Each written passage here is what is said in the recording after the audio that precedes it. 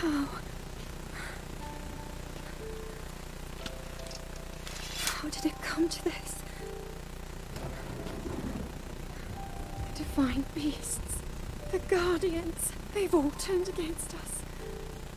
It was Calamity Ganon. It turned them all against us. And everyone, Mipha, Urbosa, Revali and Daruk, they're all trapped inside those things. It's all my fault.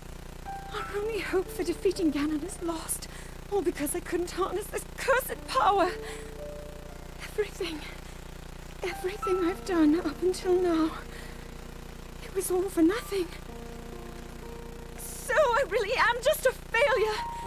All my friends, the entire kingdom, my father most of all. I tried and I failed them.